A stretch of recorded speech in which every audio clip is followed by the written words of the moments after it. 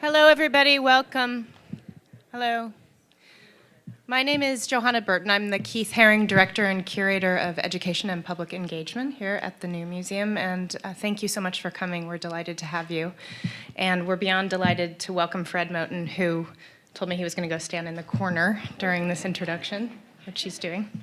The working title for this talk is Bluettes, Black and Blue in Lovely Blue, but I'm told that that might have changed, so I guess we'll find that out. We're delighted to welcome you to an evening with the preeminent writer and scholar Fred Moten as he responds here to Chris Ofili's work and the exhibition Chris Ofili, Night and Day. This evening, Moten will put the artist into play with an ensemble of thinkers, musicians, and poets whose trajectories all converge in the space where Ofili's Blue Rider paintings are displayed in the exhibition. Representative of a kind of contrapuntal Pan-African groove, the internal and external antagonisms and entanglements of these figures' rhythms, movements, and ideas, which are so beautifully distilled and disseminated in Ofili's work, will be considered as devotional practice, anti-colonial demand, and chromatal rebellion. It's going to be an amazing lecture, I think. A little information on Fred for those of you who don't know or those who need reminding. He's professor of English at the University of California, Riverside. Through poetics and critical theory, he studies the aesthetics of Black social life. In 2009, Moten was critic in residence at In Transit 09, Resistance of the Object, the performing arts festival at the House of World Cultures in Berlin. In 2011, he was the visiting scholar and artist in residence at Pratt Institute, Brooklyn. In 2012, he was the Whitney J. Oates Fellow in the Humanities Council and the Center for African American Studies at Princeton University, and a writing faculty member at the Milton Avery Graduate School of the Arts, Bard College. And in 2013, he was a guest faculty member in the Summer Writers Program at the Jack Kerouac School of Disembodied Poetics in Boulder, Colorado. Moten is co-founder and co-publisher of the small literary press 3 Count Poor. We are, as I said before, so excited to have Fred with us. His particularly limber ability to bring history, politics, speech, the para, and the extra-linguistic together, asking questions of culture, its gifts and its limits, made him the ideal person to speak to and close this extraordinary show by Chris Ofili. I want especially to thank my colleague, Alicia Ritson here, the research fellow who really in many ways was I actually had a clever sentence here. Let me do it again. For her instrumental work in getting Fred here in every sense of the word. You really were great, and I know that you had a really rich dialogue because of it. I've been looking forward to tonight with a kind of nostalgia because I was lucky for a time to study with Fred and his classes, particularly one semester in which we split our time between close readings of Thousand Plateaus and listening to music, and understanding how those two activities shared in access marked me deeply. And it feels amazing to have you here in this context. So welcome. I think we're just going to do a pretty traditional hour-long lecture, and then are you open for questions and answer? Okay, great. Welcome to Fred.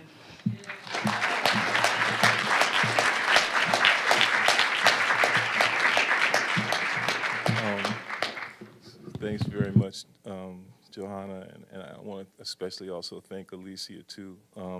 As you'll see, the way this writing kind of unfolded was absolutely in dialogue with her, so much so that it actually ends up kind of taking the form of sort of letters or I guess emails, one of which was actually sent and the others are still waiting to be sent.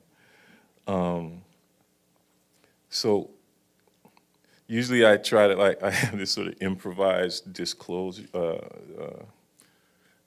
disclaimer, apologizing for what is about to happen. But I can't even do that anymore. I have to write everything down now. And so what I wrote is not even really a disclaimer, but I'll begin here as a kind of preface. There are 3 friends who are here, but not really, or who aren't here, but really are. And I wanted to invoke them from the start. The first is Nahum Chandler, whose work is one of the foundations upon which I'm trying to stand and move. The key term Chandler has given us is para-ontology, something that comes out of his deep reading of Du Bois and Fanon. If you recall in Black Skin, White Mask, what Fanon says the black man offers, when Fanon says the black man offers no ontological resistance in the face of the white man, then where Nahum comes in is in making it possible for one to say, yeah, in fact, blackness offers para-ontological resistance to whiteness, which, by the way, it brings into existence precisely by way of that resistance. Fanon is anxious about the capacity of the black man to be, which is for him always to be in relation. Then we have to ask, paradoxically, with great technical imprecision, well, what else is there? Is in erasure, and maybe the gestural analog to such erasure is not the double scare quote finger thing, but rather the throat slashing thing. One of the implications of Nahum's work is that all we ought to give to is that that's all we ought to give to is. And if, moreover, being is only insofar as it is in relation, then we have to put that term under the sign of the cut as well. Now, the way that plays itself out from the very beginning of what I want to read to you tonight is that I am concerned with what is not in between. I am concerned with what is not in between us, or with the nothing that lies between us. And which is to say, I'm concerned with what that nothing is. The words that have come to stand in for that in the wake of Chris O'Feely's work for me, the words that have displaced relation are blue, black, and blur. The word my other friend, who's here but not here, Denise Da Silva, would use by way of her immersive formation of a discourse at the intersection of liberation theology and quantum physics and tarot and black radicalism is entanglement, which she further elaborates as difference without separation. Again, blue, black, blur. My third friend is more severely differentiated from us, within us, but remains inseparable from us. And his name is Randy Martin, and he passed away last night. He's here, though, and I would like to say that he visited me this morning when I revisited the third floor of this building to renew what, for lack of a better word, I have to call my participation in the contact improvisation that is and that are, neither verb being adequate insofar as they are verbs of being, the Blue Rider. Anyway, we're not alone, which is a condition that ought to induce prayer. So the title has changed and also multiplied.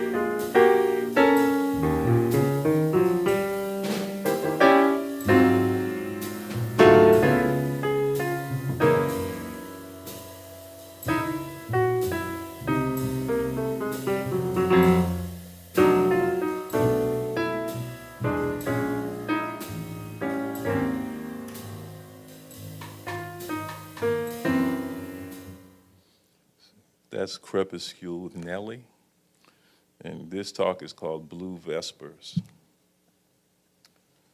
Dear Alicia, what if there's a writing not in between, suspension moving through inverse prose in celebration of a critical mass? Then Chris O'Feely's work is such writing's exacerbation. I just want to devote myself to that, to be touched by that disturbance, to feel its quickening power. I can't handle it, can't grasp it, can't quite reach it, but it's precisely that effect, that getting to and being gotten to, that I'm after. I mean to say that I am after that, but also that I is always and only ever after that, as emanation, emissary, evangelist. Maybe to be within reach is the imprecise way we have for reaching out in our speech to what it is to have been reached. I still be reaching, thinking about as well as experiencing a tensing, sensing the aspect of a muscularity not under control, searching for an all-encompassing outside that I'm caught up in. This whole problematic of the not in between is an old obsession to and by which one is given as a kind of legacy. It's this givenness of the one, which is best understood as this given awayness of the one, that the problem of not in between, of not being in the between, brings into relief. But I'm digressing from a digression I haven't made yet. I wonder what Fanon would think of Ophélie's colors, their intensity, their unapologetic flavor. From tension, from an occupied kinesis only to be relieved or placed in release in an overturning of the settlers' political order, that I'd rather think of as a kind of anti-colonial muscularity moving against the grain of every political order, based as they are in the fiction of the regulated body. Is it possible to move with or in the grain of the fugitive play of flesh and constraint? What's between such more than voluntary movement and Ophélie's insurgent chromaticism, his antinomian shade and roughneck hue, especially when all that color is distilled in and as his blues? First of all, when I say distilled, I mean to say blurred. I mean to say bluesed, moved, slurred, shifted, shined, differed, graphed, choreographed, transported into recess, saved, thrown, enthralled, if not by some three-person god, then certainly by Trinidad's nightshade bacchanal. I mean to say blacked, not out, but lit, as if being illumined in this way came only in answer to a call that was itself a response, or maybe lit and out, lit out as if for some territory, or as if part of some territory band, maybe the Blue Devils that Walter Page conceived in his secret visitations to Perriman. What I'm after in all this is what happens when you go to that holodeck church up on the 3rd floor. You go up there to join a movement, to see what movement feels like when you inhabit the changes. This absolute and incalculable precision and precedent of blue in blur is all I could ever want to talk about tonight and every night. And this is just to ask after the richness and complexity of blackness in Ophélie's work. In asking after Glenn Ligon's asking, I can't keep myself from saying that Ophélie's work is so black it's blue. It's hard not to tarry with the ensemble that's forming in my mind. Ophélie, Fanon, Ralph Ellison, Louis Armstrong constitute a quartet within a larger plane.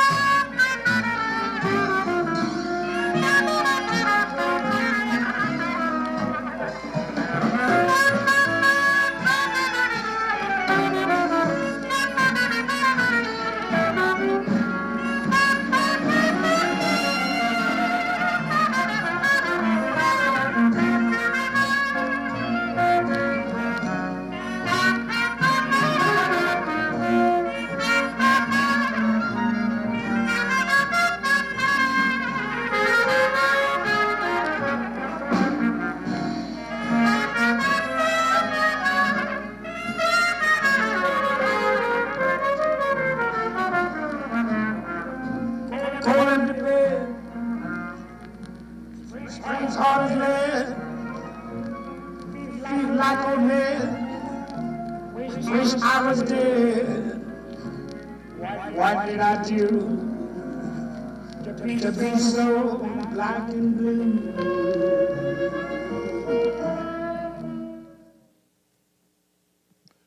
So that multi-stereophonic schmear, its caressive crash, is Ben Hall's Black and Blur. This artist's staging of Invisible Man's underground mask. Ellison writes, I'd like to hear 5 recordings of Louis Armstrong playing and singing What Did I Do to Be So Black and Blue, all at the same time. My perversion of this fantasy is Ligon lovingly tormenting Fanon with 5 video screens replaying this. I messed these guys up, but I want to play this video thing now, guys. Sorry, I messed up. I indicated it at the wrong minute, so they'll get me.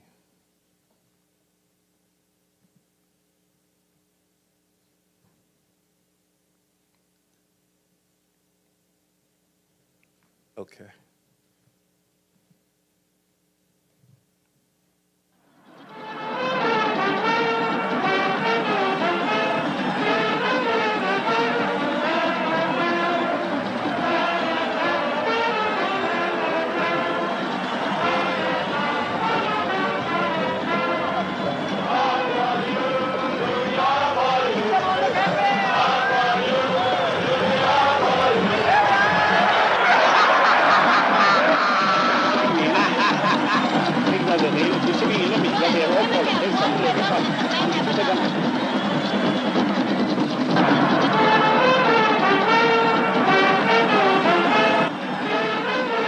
Next one on the Prime Minister, Black and Blue.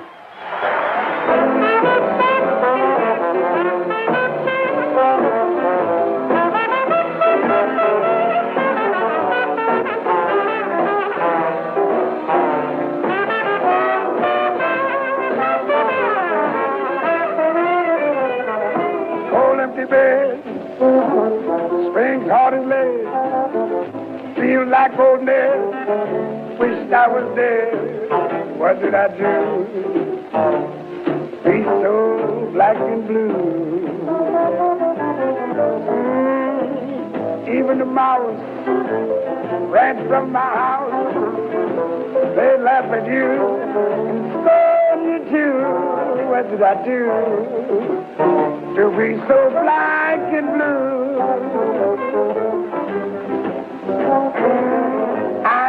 White inside, that don't help my case. Inside, can't hide what is in my faithful butchers, bastards, how would it end? Ain't got a friend. My only sin is in my skin. Well, I do to be so black and blue.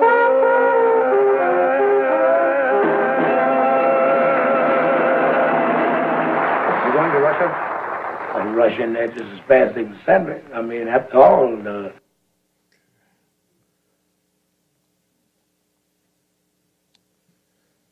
Like I said, my perversion of Ellison's fantasy is Ligon lovingly tormenting Fanon with 5 video screens replaying this. Isn't it hard not to think that Armstrong's performance of Black and Blue in Kwame Nkrumah's presence and in his honor at the celebration for Ghana's foundation as an independent state is that to which Fanon obliquely indexes in On National Culture as the prototypical, quote, jazz howl hiccuped by a poor, misfortunate Negro, which will be upheld only by the whites who believe in it as an expression of negritude and who are faithful to this arrested image of a type of relationship.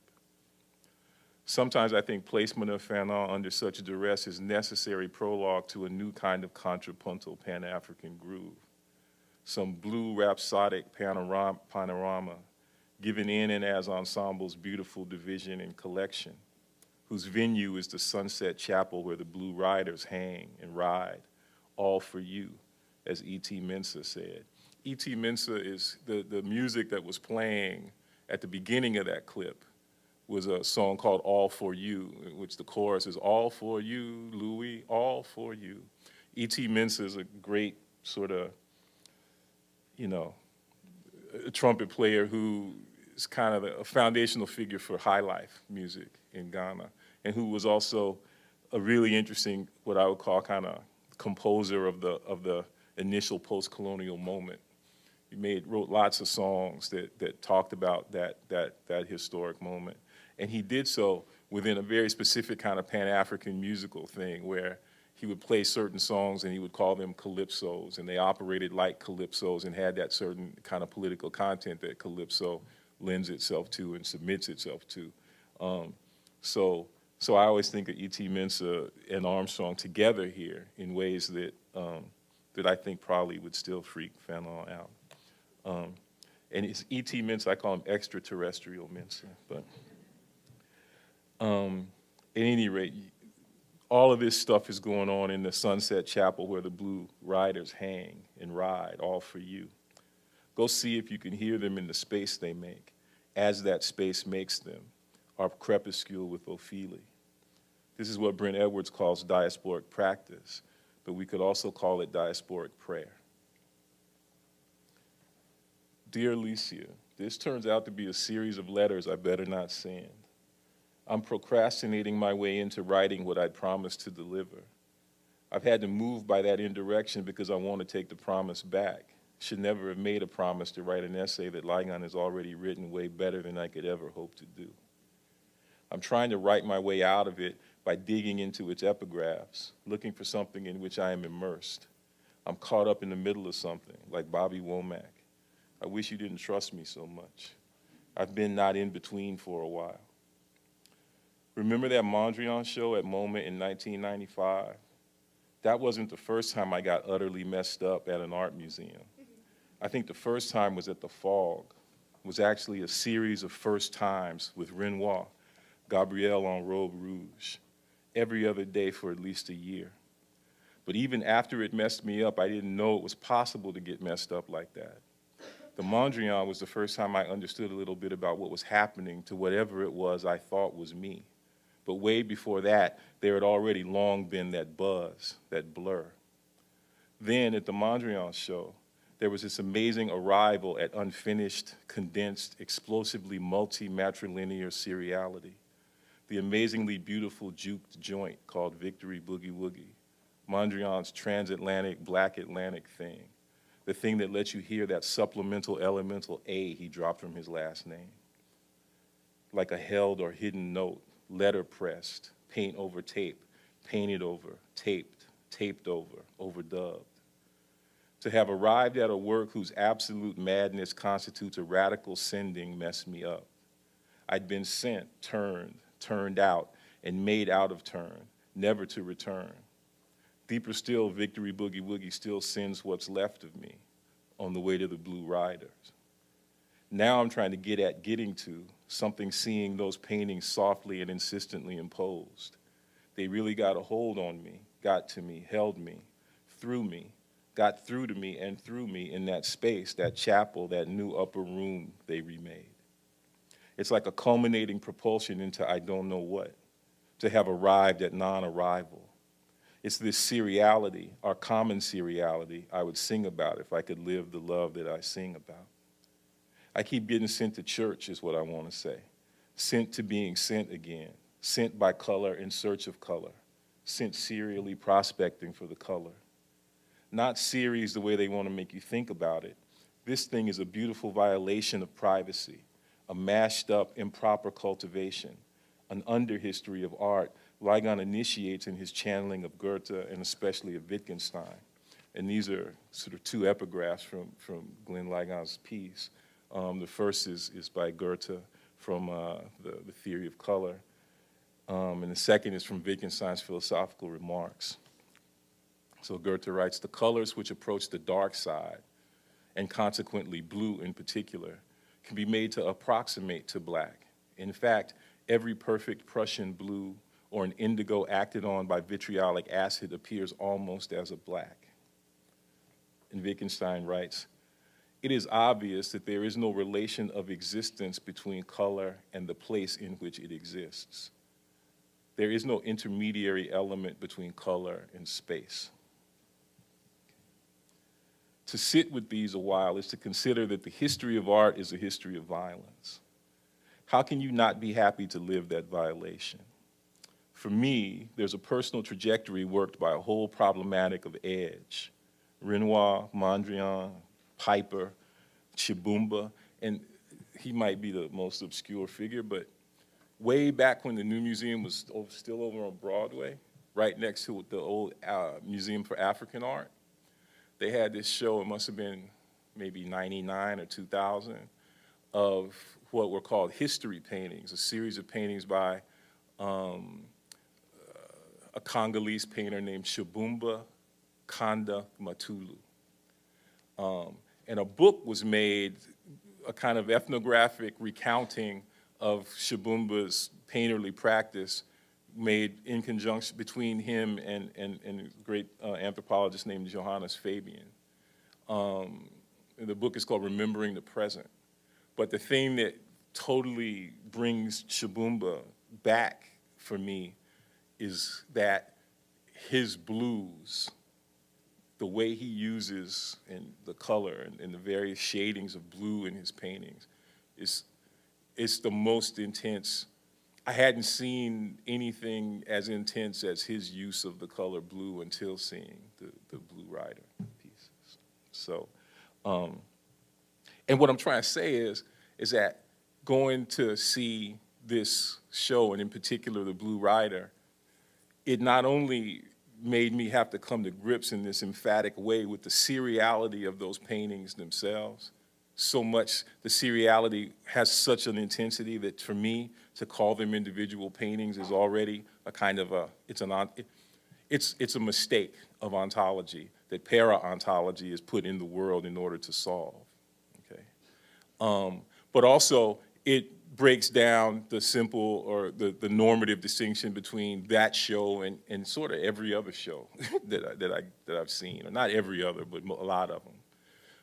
So all these things come flooding black and back in a kind of blue blur.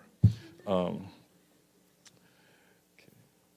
So for me, there's a personal trajectory worked by a whole problematic of edge. Renoir, Mondrian, Piper. See, the way the Renoir works is, it's just I used to go look at it like every other day when I was in college. And it's a picture of Gabrielle, who he painted very often in this red robe.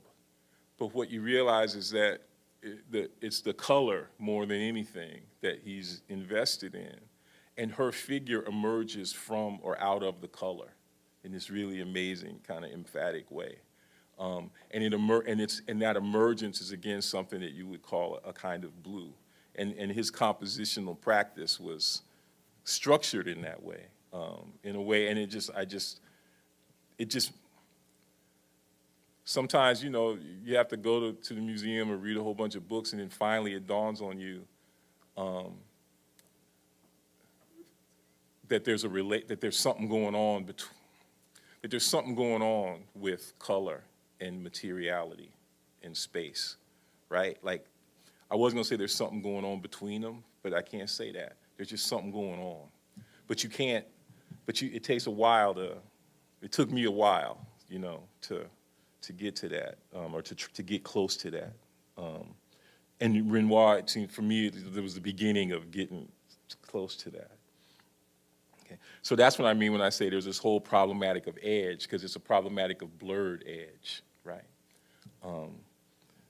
Anyway, Renoir, Mondrian, Piper, Chibumba, and on in just these last months, to the disruptive accompaniment of blurs or blurred facticity when Judith Barry's video relinquishes integrity in a dark corner of the Hammer in this show that Johanna curated called Take It or Leave It. This weird thing happens in the corner, and that's because it's so quiet. The museum, there's not enough room, I guess, in a way, for all that stuff. But because it's not enough room for all that stuff blurs. And it's deep when it blurs, like it's different. anyway. Or when Mike Kelly's work, whose chromatic intensity prepares you for Opheles, bleeds all over and into itself or selves or residue in a temporary contemporary cavern.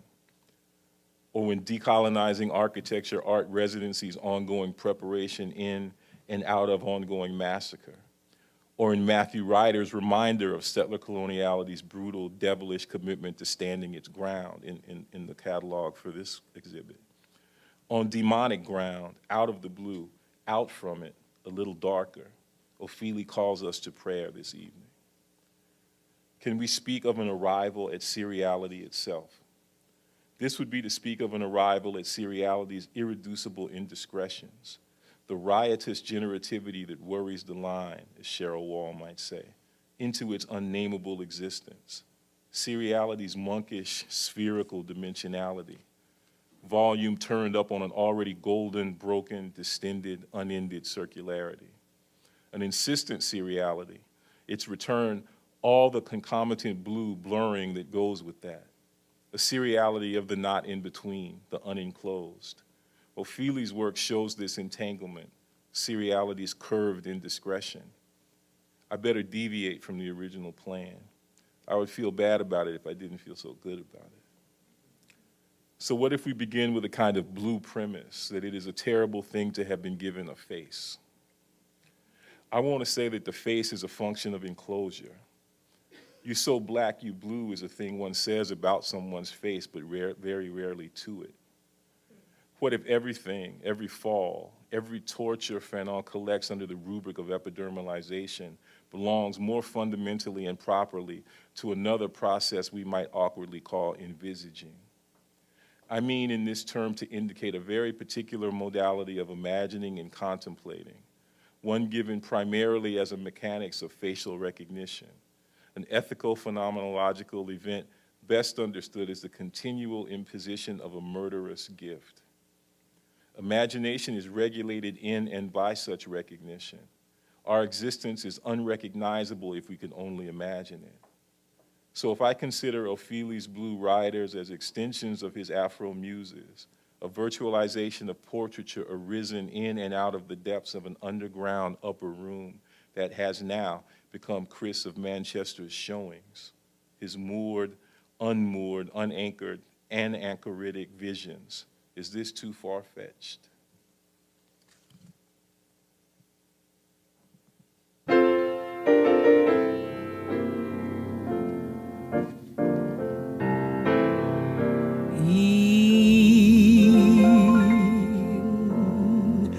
The upper room where Jesus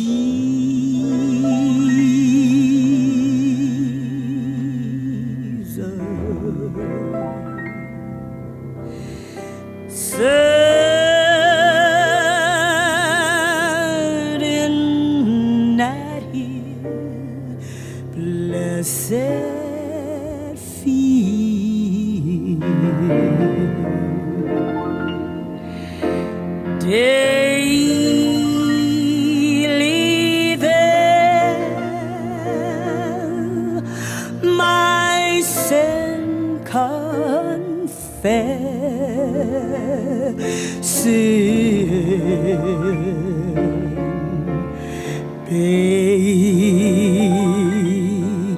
begging for His mercy sweet,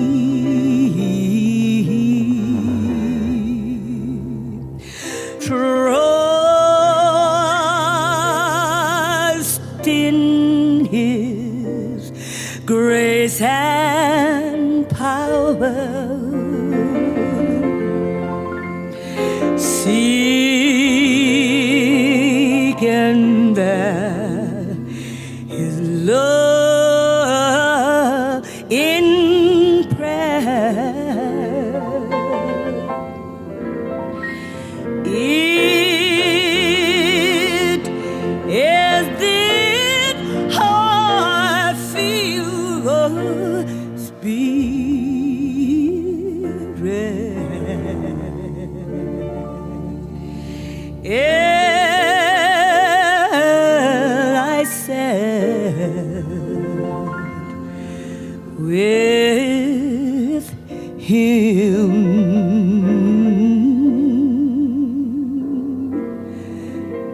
in prayer.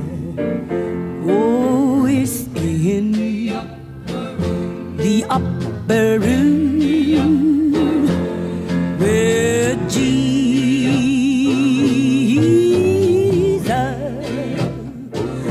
oh, it's in the upper room with my Lord and your God.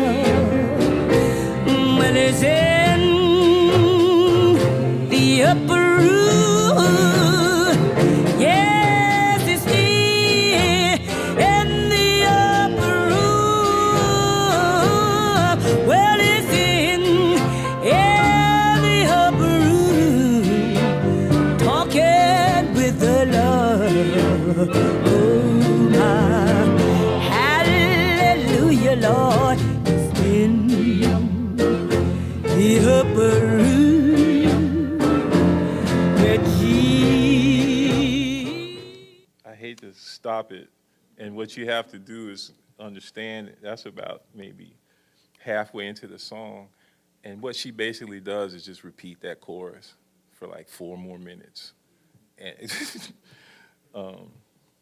so is it too much to hear in Mahalia Jackson's eternal recurrence, an impossibility of black portraiture we might want to get at?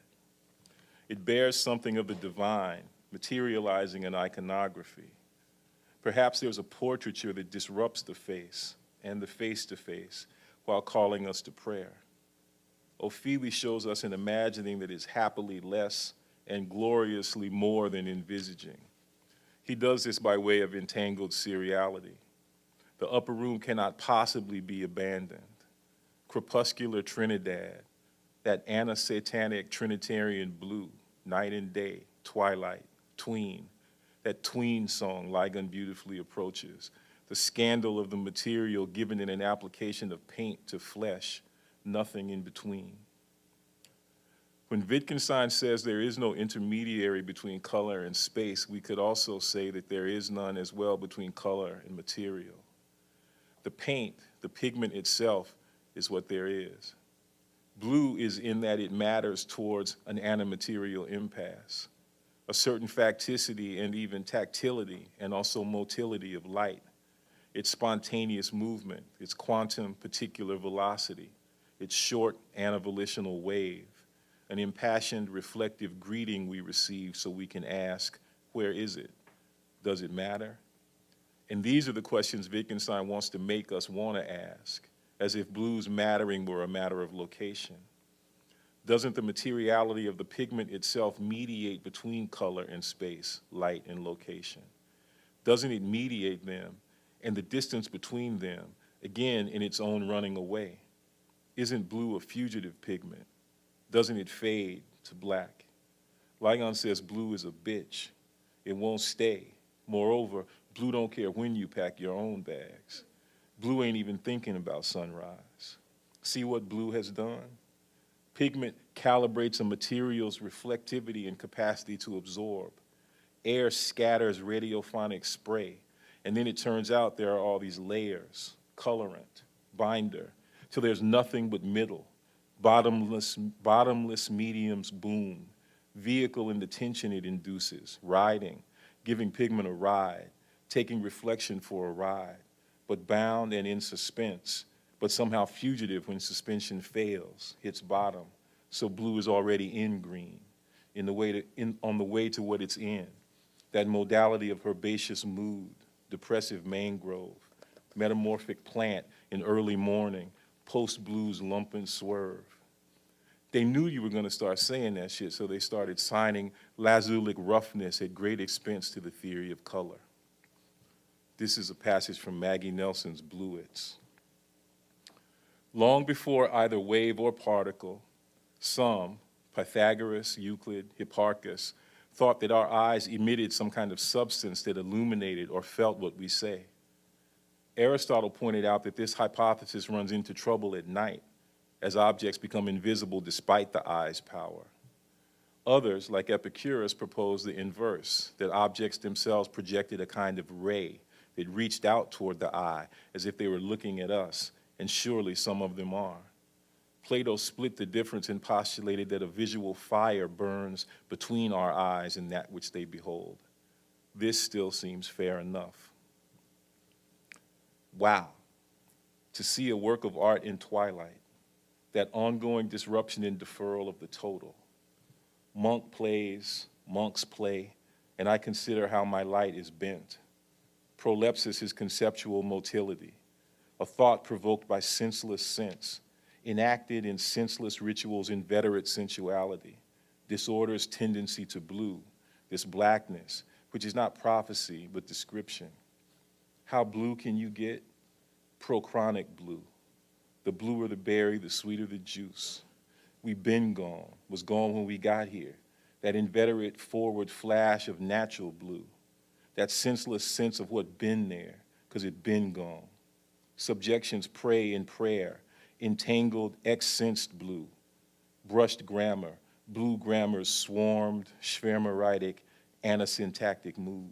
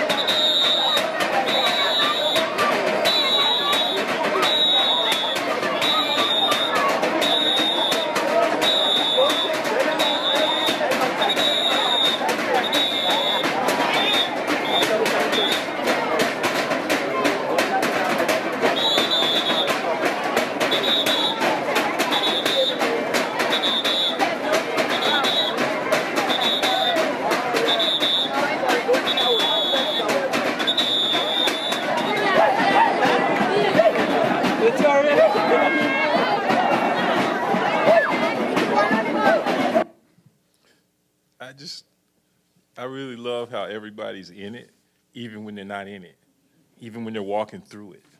It's just, okay. Dear Alicia, what if they changed the name of Paramin to Paraman? Check out Earl Lovelace in The Dragon Can't Dance.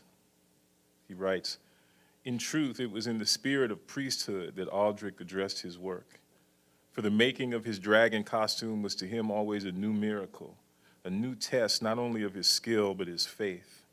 For though he knew exactly what he had to do, it was only by faith that he could bring from these scraps of cloth and tin that dragon, its mouth breathing fire, its tail threshing the ground, its 9 chains rattling, that would contain the beauty and threat and terror that was the message he took each year to Port of Spain. It was in this message that he asserted before the world his self. It was through it that he demanded that others see him, recognize his personhood, be warned of his dangerousness. Now, we could pretend to self-assert, but what if carnival is this other thing? There, gone, blue philosophy just gonna be proleptic, projective, anticipatory, improvisational. This is Judith Butler in dialogue with Mladen Dolar.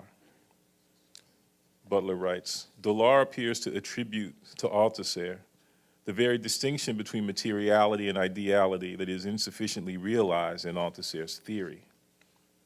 There is a step in the emergence of both the subject and the other that Althusser leaves out, and that can perhaps be best illustrated by Althusser's own example.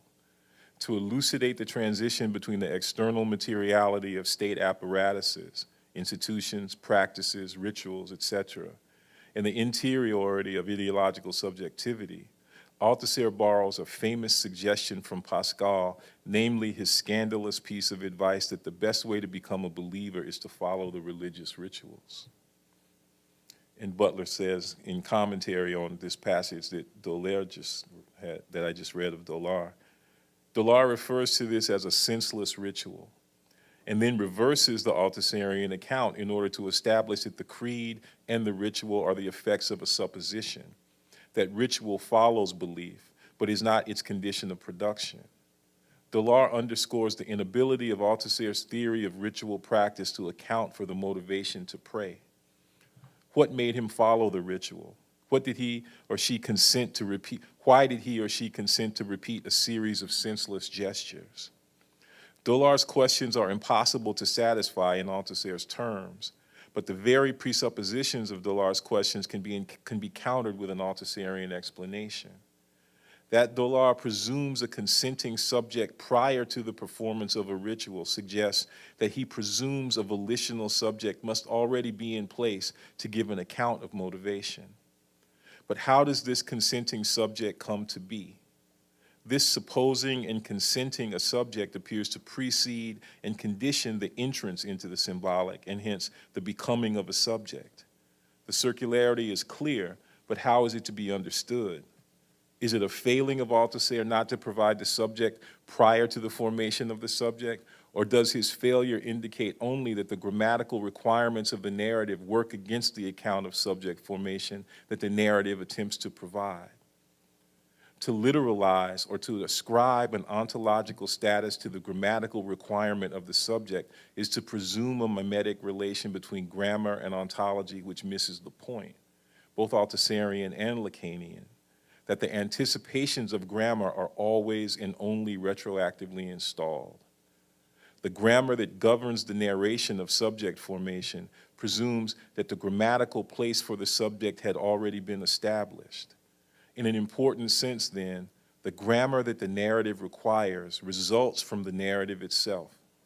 The account of subject formation is thus a double fiction at cross purposes with itself, repeatedly symptomatizing what resists narration. I apologize, it's a long quote from Butler's book, The Psychic Life of Power, but I hope that I can justify it in a few minutes. Let's make a narrative about resistance to narration. Let's make a narrative of passage, a story too blue to be true or believed, a passage too terrible to pass up. All rituals are not the same. Why is prayer different than speech? Maybe it's because prayer, if it's real, implies neither addresser or addressee. Maybe prayer is not in between. Maybe prayer is that there's nothing between us. Maybe there's nothing between black and blue, no relation of existence between blue and gone. Maybe black comes before the subject. Maybe blue comes before the subject. Maybe blur comes before the subject. I mean, there's another kind of prayer, another modality of devotion, another devotional mood, our indigenous ceremonial indigo.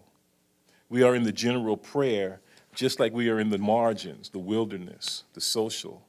We are in the insistent previousness of the we. We are insistently previous. We are the precedent. We proceed. Blue abides. Where? Gone. This problematic of blue's place, that it has none, in a moment of infusion and surrounding. Where does the sky start? We are all in it, this border, we blue.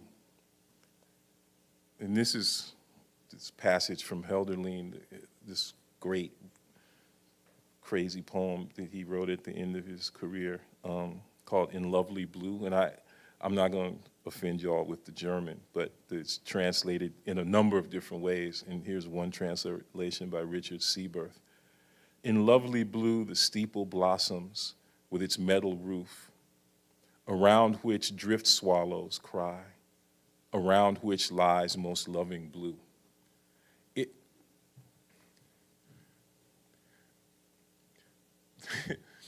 See, well, this is Hölderlin's variation on a theme by Ligon. It lets us consider more fully, more literally in relation to Wittgenstein's formulation, which is to say beyond the location of the paintings, of the spaces they are meant to represent, just what it is to say that there is no relation of existence between color and space. Is it to say that there is no relation of existence between them? Is it to say that there is no relation of existence between them the same thing as, is to say that there is no relation of existence between them the same thing as to say there is nothing between them? Lovely blue's braided infusement embraces things, and the embrace is a kind of annihilation, but not the kind we're usually enjoined to fear, just the kind that generalizes the indiscretion in and by which we live. Blue is something not in between things. A medium, the material within which the pigment is suspended, through which it's transferred in both reflection and absorption. It makes you wonder how painting's conceptual work survives its materiality. But this is not merely to repeat the Marxian distinction between the rational and the mystical, which would correspond to that between the material and the conceptual. Rather, let's think about the radical entanglement of all of these, long before either wave or particle, as Maggie Nelson says, which brings what is isolated under the rubric of the mystical back into play, precisely as medium, or as the refusal of the relation/distinction not in between not only color and space, but also not in between medium and whatever is mediated. Devotional practice is given in the way they're hung, in the arrangement of light, in the echo of the upper room. Mahalia Jackson's ongoing ascension given in and against Thomas's doubting materiality. And I'm not trying to be so oblique, but there's another great serial moment in Ofeli's body of work is a set of paintings called The Upper Room, which was hung and lighted in a way that I think is not unfair to say that inspired the lighting of the Blue Rider piece here. So this relation he has to church, and it was designed by the architect David Ajay, is something that I'm trying to work through or think about. And I'm thinking about it in relation to, the original Upper Room, as well as, the original Upper Room is Mahalia Jackson, and then the second Upper Room was Jesus, but I think she came first. Mahalia Jackson's ongoing ascension given in and against Thomas's doubting materiality. Remember, Thomas had to put his finger in the wound, right? Okay.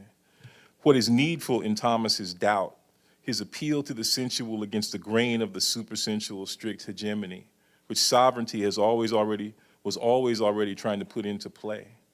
Perhaps it is Thomas's doubt, which insists upon the sensual, that sustains us in the flesh. All we have to do is take this wound to be a blessing.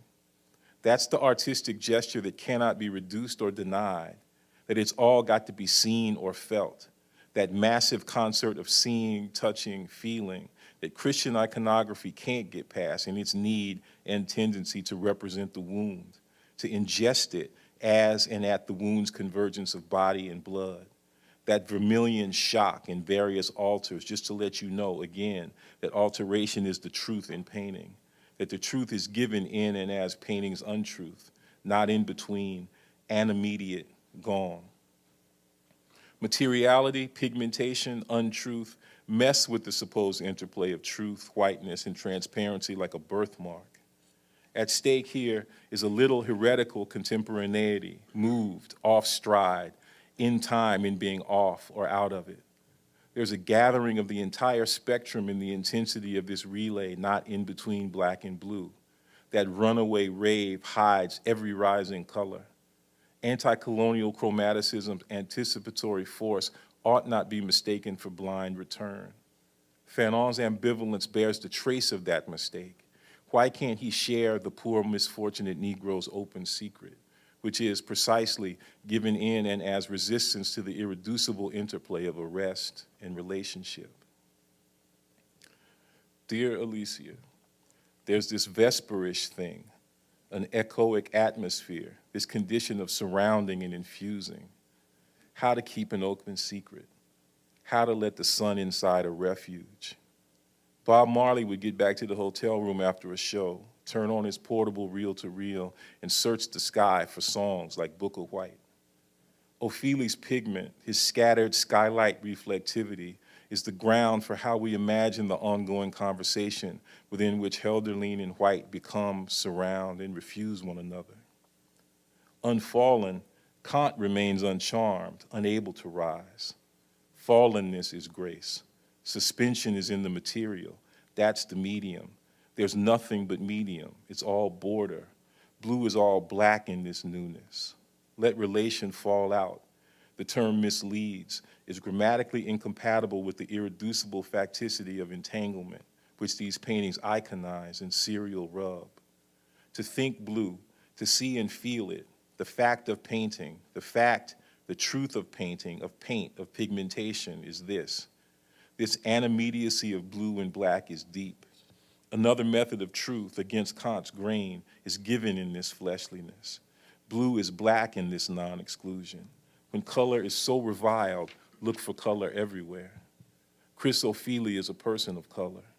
People of color don't quite correspond. Their encountering is objectional, in resistance to objectification. Oblique, appositional, sidelong. If the world is a world of faces, they refuse. Such refusal is devotion.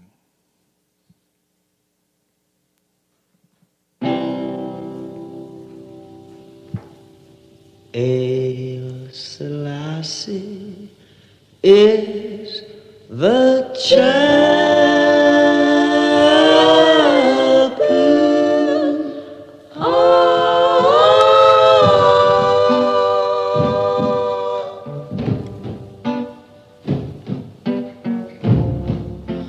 Power of the Trinity.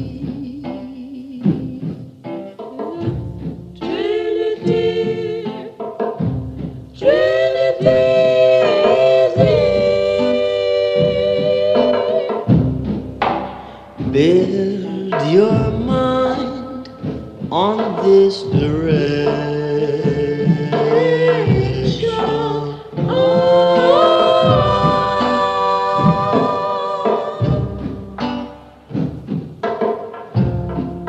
Serve the living God and live. Living God. Chris O'Feely is the chapel.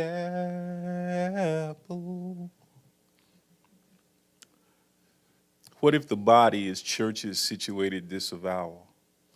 Judith Butler says, quote, "The body is not a site on which a construction takes place. It is a destruction on the occasion of which a subject is formed." Can an individual life matter? Can we speak of the materiality of an individual life? If portraiture assumes an answer in the affirmative, then showing otherwise responds. To say that this or that life matters, that it has value, is to speak finally of a radical animateriality as the source of that value. And as if it were that value when to attend, and as if it were that value when to attend to value, or to what is said to have value in its distinctness, is to forget its source. And so we act as if distinctness forgets where it's coming from, even as its troubling experience can only ever occasion the question, what is that animateriality? What if animateriality that makes a so-called individual life matters is precisely that there is no individual life? That blur, given in a failure to interpolate that too much attention to the failure to indict erases, is understood by Butler even to, quote, undermine the capacity of the subject to be in a self-identical sense. She hopes that, quote, it may also mark the path toward a more open, even more ethical kind of being, one of or for the future. But what if the future is given more emphatically in what is usually avoided as mere consignment to a relative nothingness? This difficult passage requires immersion in a tradition of massive, studious fete. What is mistaken for the absence of a tradition, of that tradition, is brought into relief by T.J. Clark, operating in a modality of research that doesn't just move in, but also seeks to justify forgetting where distinctness comes from, and to posit it, rather, as self-grounded, backgrounded incapacity. These two quotes from a recent article by him in the London Review of Books called World of Faces. And the first is actually quoting an earlier essay from 20 years before that he had written on self-portraiture. So he's kind of doing a commentary on his own previous commentary. He writes, "The look of someone looking at himself, looking at the look he has when it is a matter of looking, not just at anything, at something else, but back to the place from which one is looking. Would that do better? Is that what self-portraiture is about? Simple questions in this area seem to open onto infinite dialectical regress. And isn't one of the things we admire in the best of the genre precisely the effort to represent this dialectical vertigo? Isn't that what Rembrandt is doing?" Second, somewhere in the back of my consciousness, I clung to the idea that self and other, exterior and interior, immediacy and reflection were distinctions that shaped the look I was trying to come to terms with. I wanted to resist the distinctions, or at least question them, but I knew that the look short-circuited my intellectual defenses. It addressed me directly. It put me in the place of self. Rembrandt and I, the look was our term of agreement. We're face to face. Note that in the second passage, Clark offers commentary on the first one, given in a previous essay, as I said.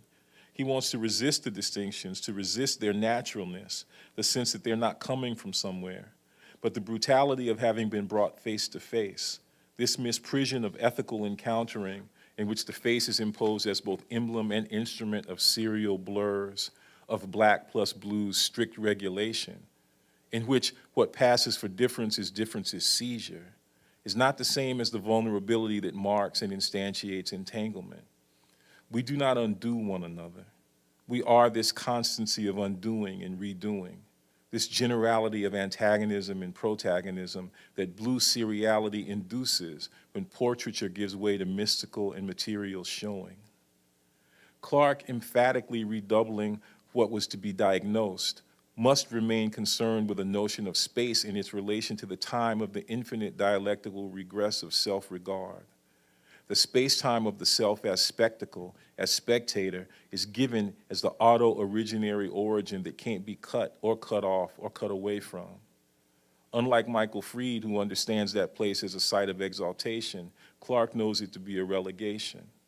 Rembrandt puts him in his place, which is a terminal condition, even and especially if one desires it, which one must insofar as one is only in this desire. This desire delimits a world, which is not an earth of faces. Addressability is an epiphenomenal vulnerability, more than terrible because it is devoid of saving power. Clark is in despair. He can't be saved from himself.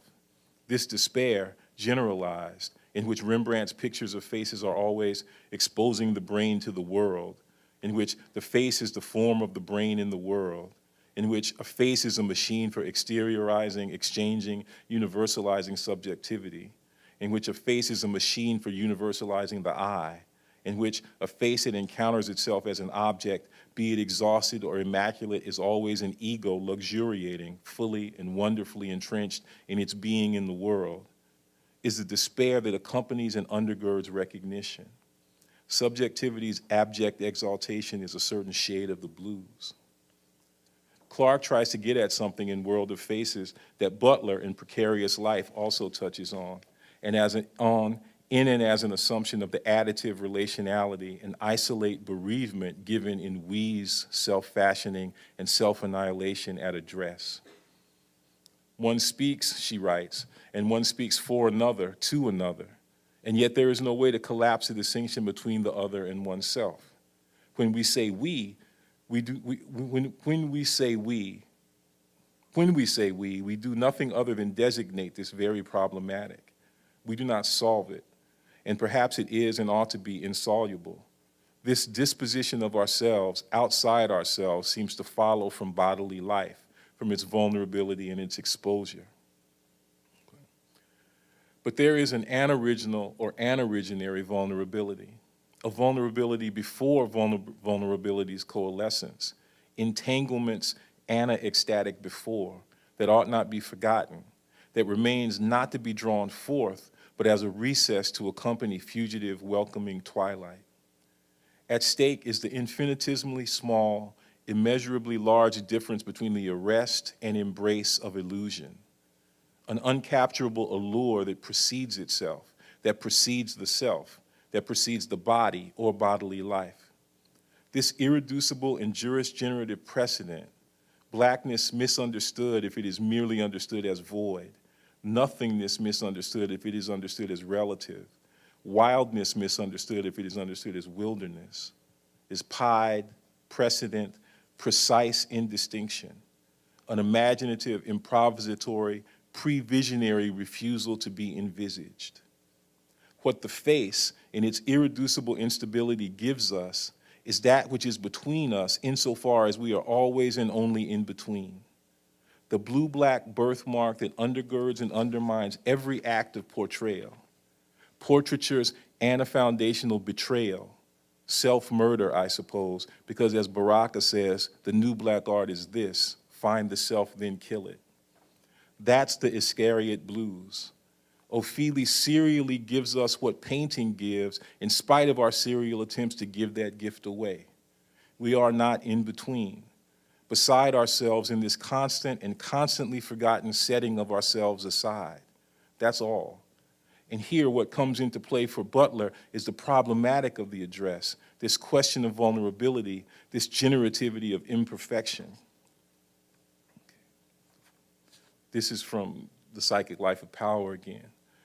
The structure of address is important for understanding how moral authority is introduced and sustained if we accept not just that we address others when we speak, but that in some way we come to exist, as it were, in the moment of being addressed, and something about our existence proves precarious when that address fails. More emphatically, how? So if we think moral authority is about whatever binds us, sorry, I messed this quote up in typing it. So if we think moral authority is about whatever binds us morally has to do with how we are addressed by others in ways that we cannot avert or avoid. This impingement by the other's address constitutes us first and foremost against our will, or perhaps, put more appropriately, prior to the formation of our will. So if we think moral authority is about finding one's will and standing by it, stamping one's name upon one's will, it may be that we miss the very mode by which moral demands are relayed. That is, we miss the situation of being addressed, the demand that comes from elsewhere, sometimes a nameless elsewhere, by which our obligations are articulated and pressed upon us. It's important to figure out what's off and asymmetrical and non-correspondent between we and address. We has no address, no location. We's general dislocation makes addressability a kind of pretense, a kind of performance as they relay between enactment, embodiment, and indictment. Consider that the in-between, the dislocation, the non-locality or ill-locality is the we and not the address. The address is not what lies between us, like a power line that activates the ends it connects. Nothing lies between us. We are in between. Vis-a-vis is a story we tell whose dominance places us at risk. Butler says that we came to exist in the moment of being addressed. The address, which is to say our addressability, comes first. But whose addressability? We appear to come first. We appear to bear addressability as a kind of capacity before we are addressed, or, as it were, brought into existence by the address. This is Butler's paradox, which she outlines in The Psychic Life of Power.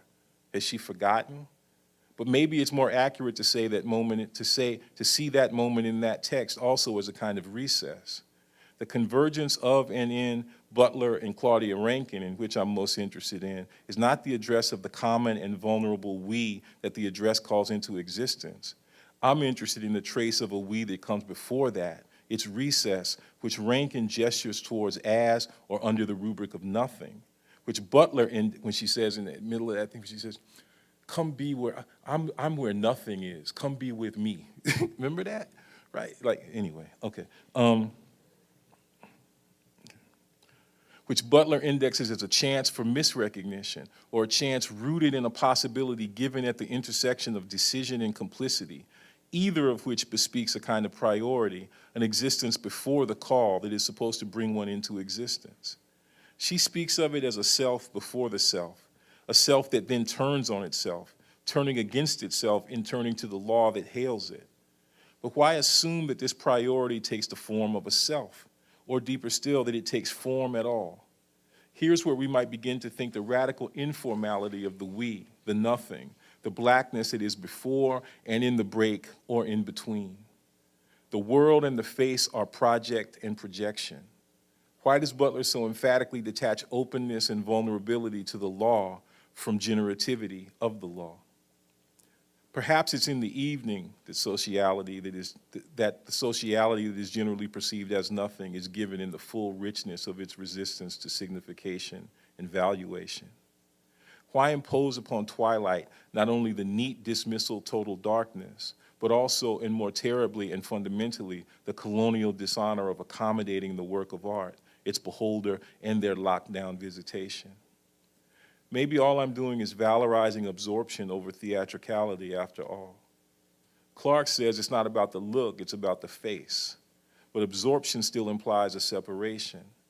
Let's not be so conscious of our self-regarding otherness, says Michael Fried. But it's the whole metaphysics of relationality or relatability and address that I want to disturb. It's not that Fried and Clark cancel each other out. Rather, it's that they blur.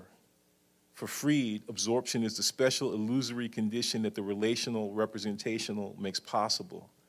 The art-critical condition of conviction is the contemporary manifestation of what representations of absorption are, themselves supposed to represent. The point is not about the blurring of art and life either. The point is the blur itself. Playing Mas as a phenomenon of indistinctness, the blood, the blues, the bruise come out to show them, come out to show them, come out to show them. In the midst of terror, fighting every achievement of loneliness we are constrained to desire, this is the force in performance of the paramin of paramin, Carnival's absolute interval, whose prayer and practice Ophélie visually recalls and calls us to tonight. This talk is called Blur Vespers.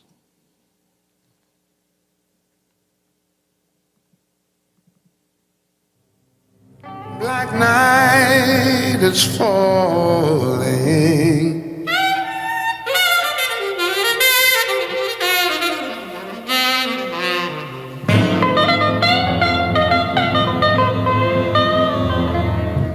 Oh, I hate to be alone.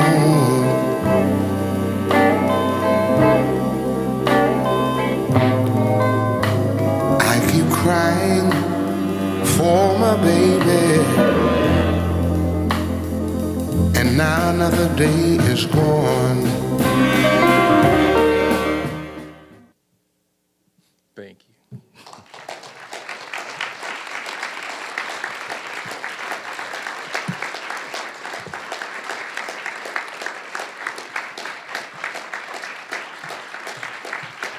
I'm sorry.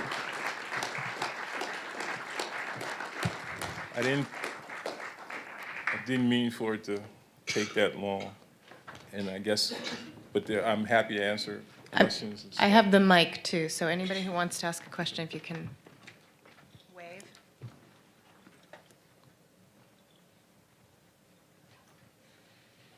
Oh, that way. Pass back.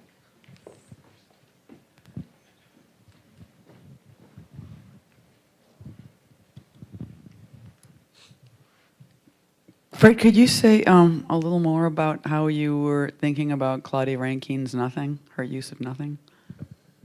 Yeah, I didn't, it's part of what I didn't get to develop more, you know, but I'm thinking about that a lot in writing. It's, so if you go back to where I started with the Fanon, you know, so Fanon's like the black man doesn't have any real ontological resistance in the face of the white man.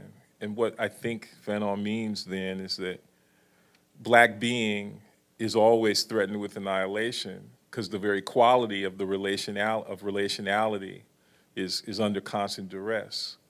And so, you know, and somehow the notion, I think, appears to be that the only way to resolve that duress is through what he calls, you know, the objectifying encounter with otherness. This kind of thing of like, you know, a very specific and particular and I think narrow understanding of resistance. You know, in order that at a certain moment, you know, there's two possibilities. My existence is constantly threatened by the fact that there is no real relationality between us, a condition which emerges, for instance, in the moments of, say, microaggression that Claudia outlines and records, you know, to such great effect in that book. And then at the same time, the only way that I could ever get past it is if I engage in a kind of brutal, forceful, you know, emphatic resistance to those microaggressions. But in so doing, I end up somehow justifying the fact of the microaggression itself. This is the Serena Williams dilemma, right? And so the book is constantly outlining that dilemma. Well, my existence is utterly violated and annihilated in these microaggressive encounters. And the only way that I could ever recover is to fight. But if I fight, I justify you know, it's a horrible double bind that you can't get out of. And part of what it means is that you're sort of always, when you're not when the man isn't in your face, you're fantasizing him being in your face, right? There is no other life. This isn't life, but there is no other life, right? But then there's this moment, this recess. I think it's around like a page 80, 82, I forget.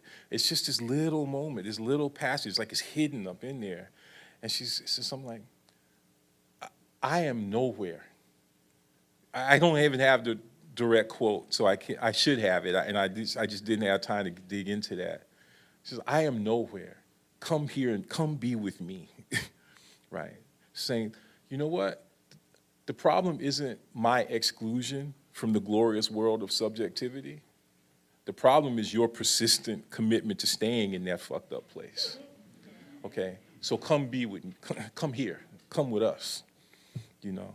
But it's, like I said, it's a kind of hidden kernel, or another way, it's a recess around, that for me, the rest of the book radiates from that place, okay? So I'm with people. I agree with people who talk about the greatness of this book, but I totally disagree with what they see as its greatness. Because everything about the book is coming from that, what I would call empty center. And so the tone, literally the tonality of the book, the microtonality of the book can only ever, it has to be so carefully calibrated to reflect that quietness, right? So it's an ingenious thing, but it's not ingenious because of what the people in the Huffington Post say.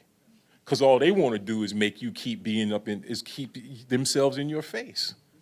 So as the Brothers Johnson once said, get the funk out of my face, right? You know what I mean? Please, I ain't thinking about y'all right now, you know?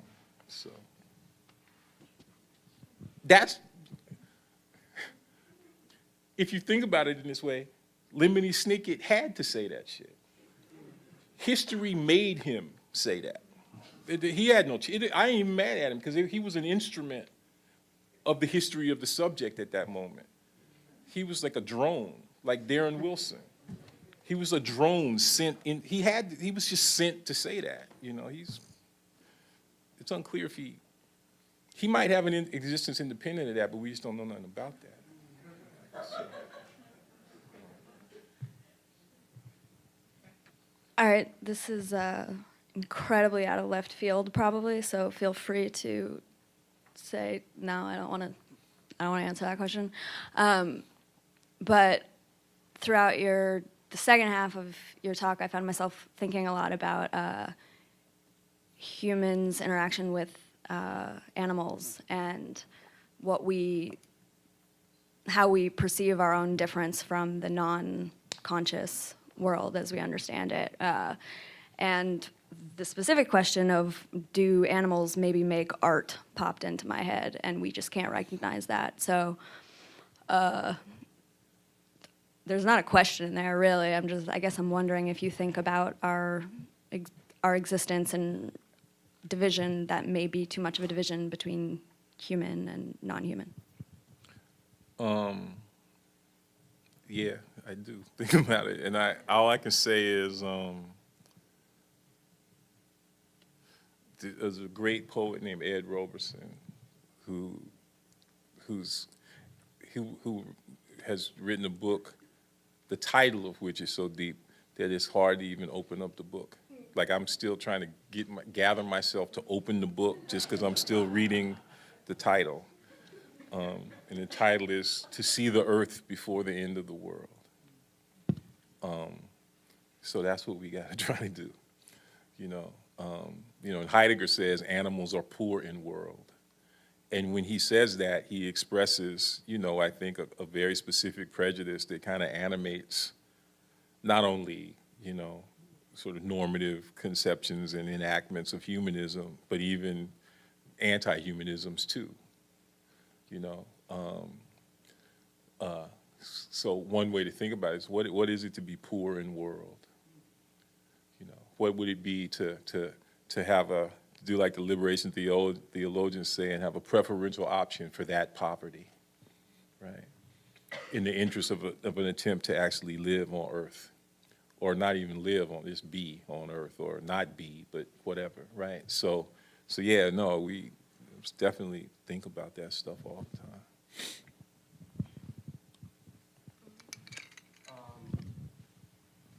Thank you.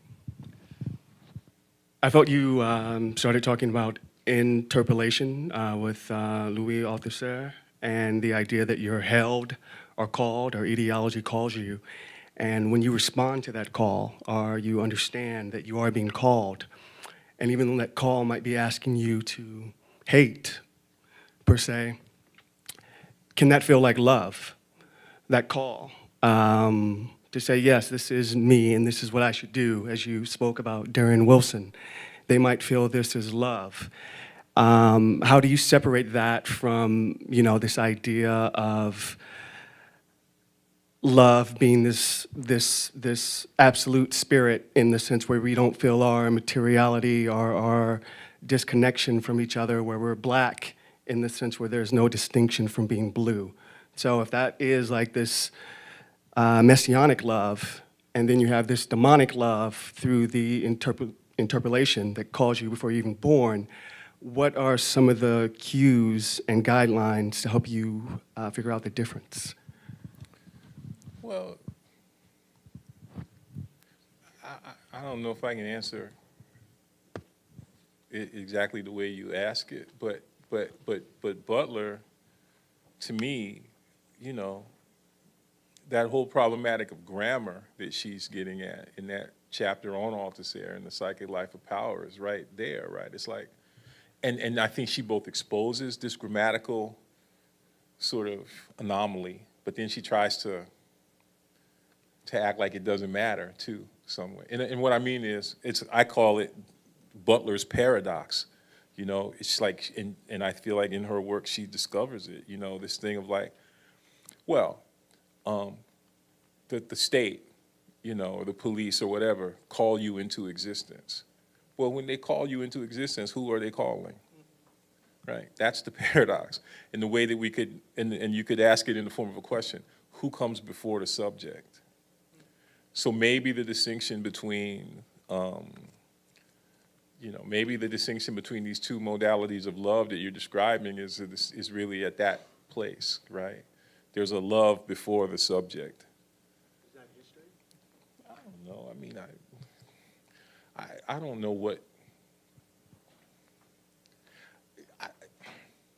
To tell you the truth, I think it's. Look, I mean, it's hard. Look, this is one of those things where I just can't talk about this without talking about, my children, basically, who are not mine, you see. So I got to deal with that first and foremost. The horrific paradox of the mine who are not mine, right? They tell me all the time, they curl up in my arms and say, we don't belong to you. Now, so basically,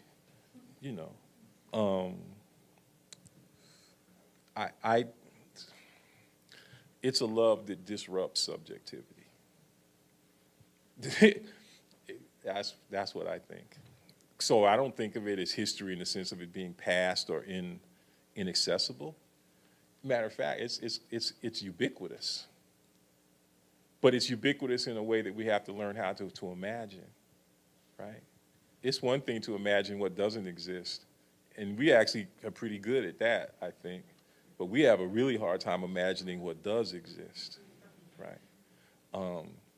Like C.L.R. James was great with this, the future and the present, that formulation he made, that Jose Munoz always used to make too, which they both came from Hawthorne actually, right? The end of the birthmark. But you read, it's like that thing where you're like, James would say, communism already exists on the shop floor. And you're like, man, you must be crazy. But he was right. But you had to learn how to see it, You have to see the earth before the end of the world, which is a world of faces, a world of subjects, right? Seeing that other love, living that other love it's not that it's impossible, because we do it all the time. It's just that it's hard to talk about it. Hard to see it, because we're in it. It's like what Zora, it was like a tight chemise, I couldn't see it for wearing it. We were in it, but.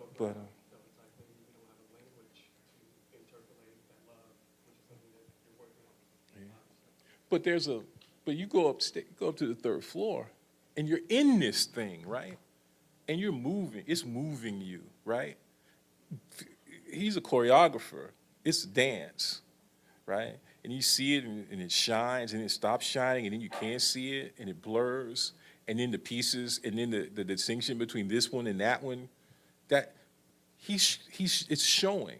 When I keep saying showing as opposed to portraiture, showing as opposed to representation, let's say, and I'm thinking it's a mystical kind of experience. This great English mystic, they say she's the first woman to ever have published a book, Julian of Norwich. She didn't even have a name that we know of. They just call her Julian because her church was St. Julian's Church, right? And her book is called Showings, right? The Showings of Julian of Norwich. And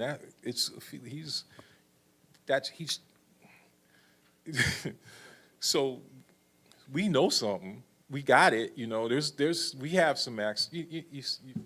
So. I have a question for you about. Oh, okay. I'm here. I'm wearing a matching sweater to you. Oh, okay. I think. Your poetics, actually, and how you seem to dance around what you called before this empty kernel, the empty space, the I am nowhere, or things that can't seem to be really touched or pointed at by language. And I'm sort of, my mind is a little shattered by the talk, but and how much language you dance with to touch that place, and then sort of meta densify the emptiness, becomes so full, and to the point of almost breaking the thing that is not supposed to be touched, and then you go back and you illuminate from the density the kernel that is that you're trying to keep empty. And I just wonder how you manage that in language. And I wonder what your relationship is between all that thickness and the empty. I don't know if I should call it the middle. The empty can be maybe suffusing branches. It could be anything. But is it a relationship of yearning? Is it a relationship of moving through, of translation? Is it? Yeah, that's it. Well, I was not aware that I was managing it very well. So, and I don't think I am. I'd like to be. You know, it's more like being rendered unmanageable by it, you know, than managing it, you know. It's just, but, you know, I mean, I don't know. I just, I don't know. I don't know. I'm just thinking about some stuff, and then at the same time, it's like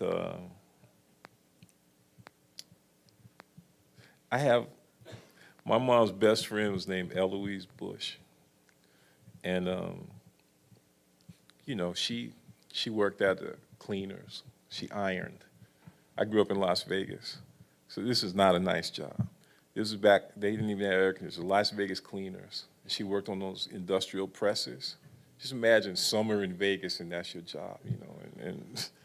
But she was, I don't mean it to say but she was, and she was beautiful, you know. And she would say stuff like, she used to just love to do stuff with language, you know. And everybody I grew up, where I grew up, that's pretty much what you did, you know. So that's like she would do something that somebody would call messing stuff up, but she didn't care, you know. Like, you know, saying birds of a feather flock together. She would say birds and feathers flop together. And it was just her. That was just Miss Bush, you know. And Mr. Bush would be cussing. Call somebody, that bastard, you know. And I remember until she was cooking, and I was sitting close by her when she was cooking it, and she was just laughing to herself. Basket, that basket. So basically, that's where I'm coming from. So, you know.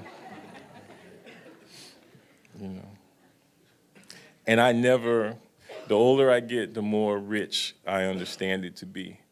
And no one will ever be able to convince me that it was anything, that it was to be dismissed as mere constraint, you know, or you know, it's a richness that's there to be studied, you know, and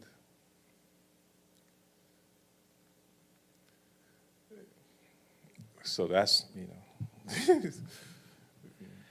And then all of this stuff in the music, I mean, it's all just that, you know, and then it's all this stuff is so much amazing stuff, you know. So. Thank you. Here, we're going down the line. I really appreciated the way you drew our attention to emptiness and nothingness.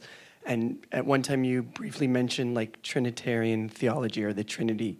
And I wonder if you want to talk more about that or be specific about the Trinity in relation to nothingness and empty. Well, I was just messing around with Trinidad, you know, but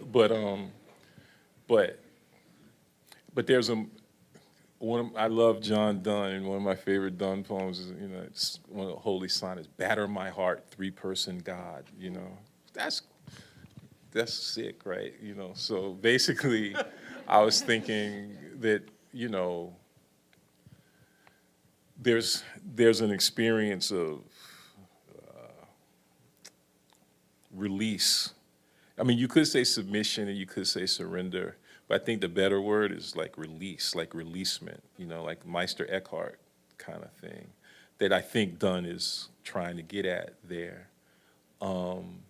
It's just that there's something problematic about the operation of trying to get a 1 out of the 3, you know?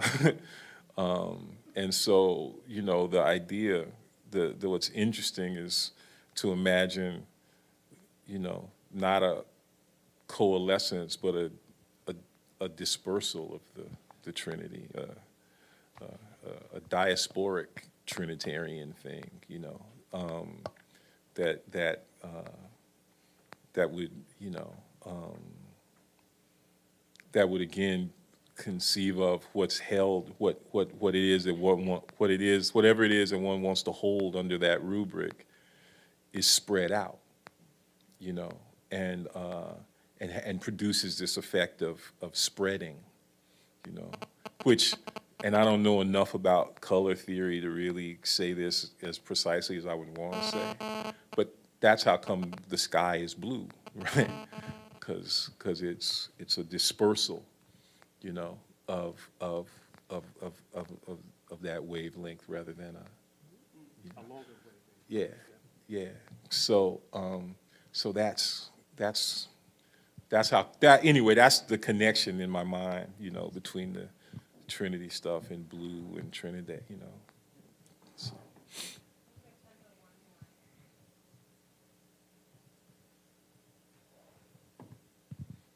Thank you. I was wondering if you could go back to the clip that you showed us of the Blue Devil Mass, and really kind of talk about that in relation to this choreography that you talk about on the 3rd floor. Well, I mean, you know, the part about what I was trying to do that's really still got to be more worked out better is, I mean, what I was trying to do is, so all I was trying to do is kind of say, well, if let's say that what Fanon says is true, it's just that the value that he attaches to it is problematic. It's a problematic evaluation. So we shouldn't, so what we need to do is not mourn the face, but happily relinquish the desire for it, you know, in a certain way. And that would mean that, so one way to think about it is, even though maybe Michael Fried and T.J. Clark and Rosalind Krauss are all in some massive existential argument with one another that we don't know about or whatever, what links them or what blurs them together is, I think that for all of them, and this is me just being totally presumptuous, and I'm just going to show my ignorance now, because I shouldn't be talking about this kind of stuff because I don't really know. But I think that for them, in a lot of ways, every artwork that shows up for one as an artwork about which one can have conviction is a portrait, right? You know, I used to think that for Fried, every artwork was a mirror, but now I think, no, it's a portrait. It's better. In other words, it's a face, right? That's always the case. So whether you're talking about, you know, lavender mist or, you know, so if you think that, then what does it mean then to relinquish this desire for portraiture? That's what I was trying to get at, and that's what I feel like is. And one thing you would say is to relinquish the desire for portraiture is to also have to relinquish the very idea of the individual work, right? Okay, and at the same time also the so-called individual life, and to embrace, so to speak, the blur. Okay, so what? I'm sorry, I kind of lost track of the question. That was a preface to answering the question, but I forgot the question. I'm sorry.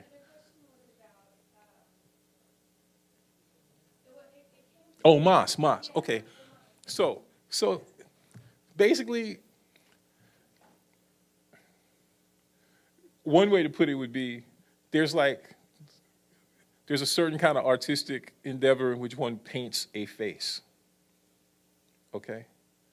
And then there's a certain kind of painting of what is in fact by virtue of that painting, but also even before the fact of that painting, what was not a face.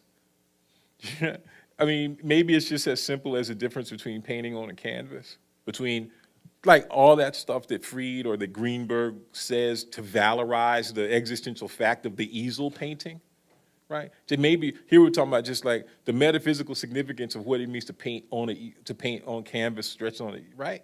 As opposed to just let me paint my face, right? I'm gonna paint myself, you know. So maybe I'm just calling for a return of European druidry or something, you know. You know, but the point is, Moss is like, to me, that playing Moss is like, you're putting yourself, it's like I was saying, that you're in it. You know, even the people who weren't in it were in it. The people who were walking through it were in it. You know, and some of that is already given in painting.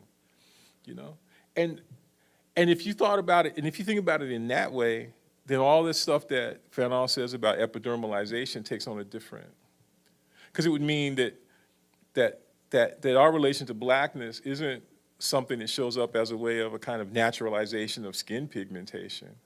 That what it means to be black is to blacken up. Seriously, it's a moment not of self-portraiture, but of self-annihilation through painting. You know, find the self, then kill it. Be black, you know. Now, and of course, the great thing about it, the best thing about it, like the only thing about it that makes it good, is that anybody could do it. And precisely the fact that anybody could do it means that what it means to be black is absolutely dispersive. It's a blur, right? It's the blur. So I feel like Moss instantiates this in a certain kind of way, you know, which is then reinstantiated in Ophelia's relation to it. So.